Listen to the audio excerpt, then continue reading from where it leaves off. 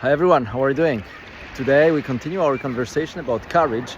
So yesterday we were talking about the importance of having courage to make decisions. When you are not aware about all the data, all the information, we do not have the perfect set of information, but we should take decisions because this moves us forward.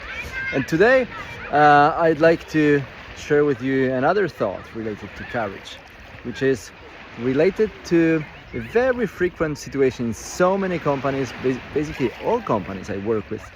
There is always an elephant in the room that people avoid. And typically this is related to HR situations. So to a person who doesn't behave properly, or a person that doesn't perform, or a person that constantly breaks processes, or a person that disrupts the meetings, or the person that is always late, a person that just doesn't work well within your business context or within your team.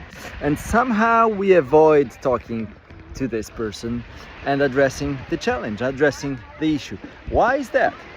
I'd like to point this today because that requires courage as well. Because look what happens when you do not call this person and you do not call rather this issue by its name. Then what are you showing actually to the rest of the team? Like, you're showing them that maybe this kind of wrong behavior is allowed, or it is at least tolerated within your team. So if you say you want people to behave in a certain way, but there is one person that constantly doesn't, and you do not address that, well, they might realize that maybe this is not as important as you say.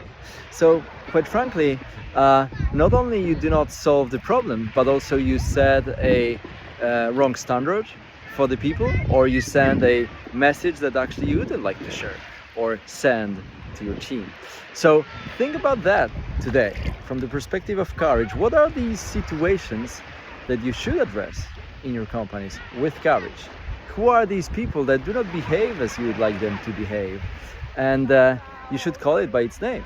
And either they change and you can coach them, you can help them improve, or you will know this is the time to move forward. It's not okay for the rest of the team if there is constantly one person that goes against all the rules, processes, and behaviors that you want to establish in your business. So, is there a situation or a person that you have in mind right now? And you know I'm basically talking about this one. As I started at the beginning, in most of the companies there are. And I know it's so hard often to have these conversations because they are about people, and I want to provide you one more help. Something that really worked for me very well is, it's hard to start this conversation so that it's not about this person.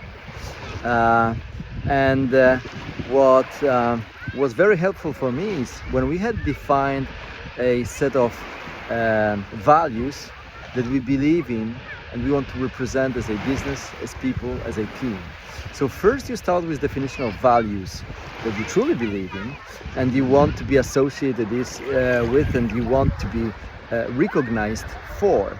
And then when you have those values established, you can always turn this conversation with this person that doesn't behave into the conversation about the values. A person that breaks the values cannot stay for a longer period of time within your team. It's not about the person, it's about the values. It's about the respect of the values or culture that you have defined and you want to stick to. And then the person should choose. Will they adapt to it, or do they not believe in the same values? That may be okay for them, but that means they should continue their professional journey outside of your structure. It's also becoming much easier to explain your decision to the rest of the team. It's not about the person, it's about the values. If you follow the values, everybody is happy. If you break the values, then we point your attention to this fact, and if you cannot be coached out of this bad behavior, we'll have to set part. But this makes the conversation much easier. Anyway, it requires courage, and I invite you to present this courage to yourself and to your team today, this week, and improve and grow. Have a great day. and greetings once more from the lovely Fontane Bianche, close to Syracuse in Sicily.